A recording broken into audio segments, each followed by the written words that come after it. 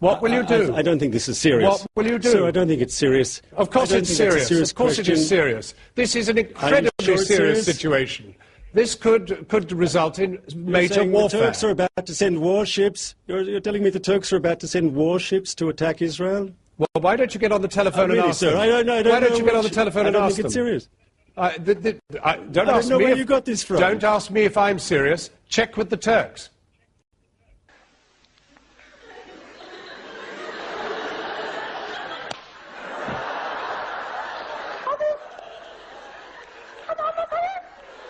Bana bakma seni çek. Ateş.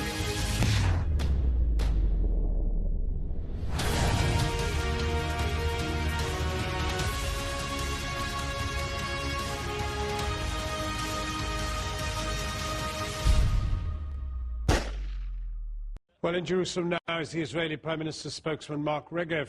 Mark Regev, good evening. Good evening. The diplomatic relationship between Israel and Turkey has been very hard won.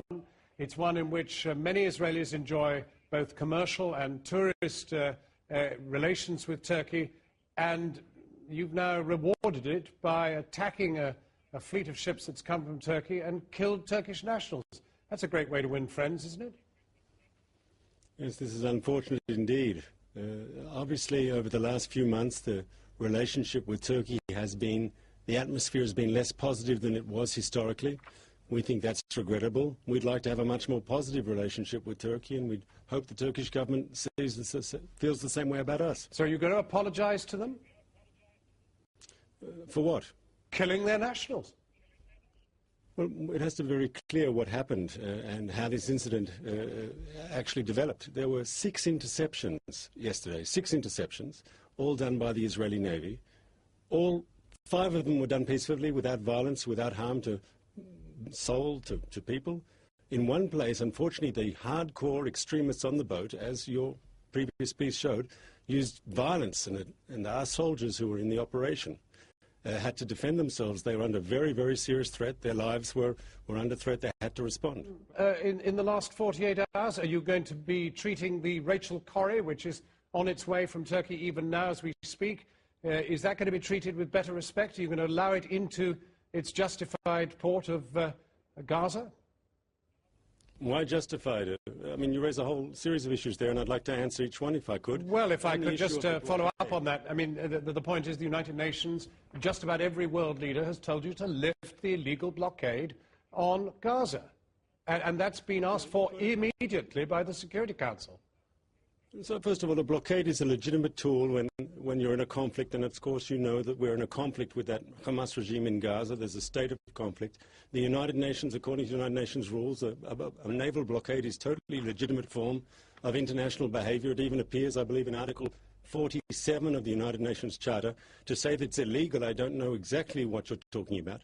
As to the sanctions on the Gaza Strip, they are a response to violence from Gaza into Israel. That's also a perfectly legal form of international behavior. Well, what are you going to do about the Rachel Corrie if it attempts to go in?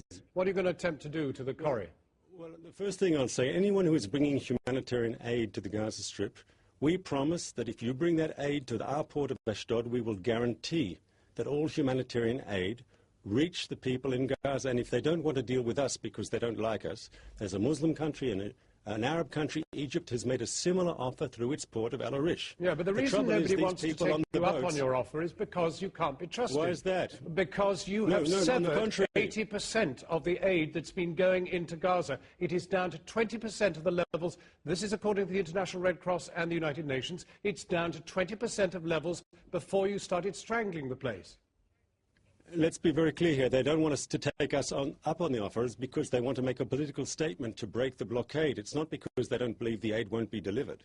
And may I just explain to viewers why we need that blockade, if you'll allow me? It's clear that if that blockade did not exist, if we didn't have the naval blockade on the Gaza Strip, you'd have the inclusion into Gaza of very dangerous weapons and missiles from Iran, from Syria. You know that from the Gaza Strip, thousands of rockets have been fired on Israeli cities, on Israeli civilians. The short-range rockets are made indigenously in the Gaza Strip.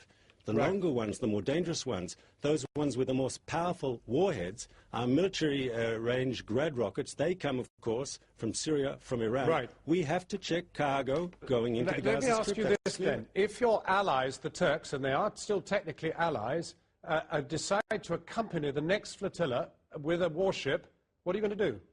Because they're saying they're going to. Sort of hypothetical is, no, they are saying, they're actually saying, the Prime Minister said in Parliament today that the next flotilla will very likely be accompanied by a Turkish warship. What will you do?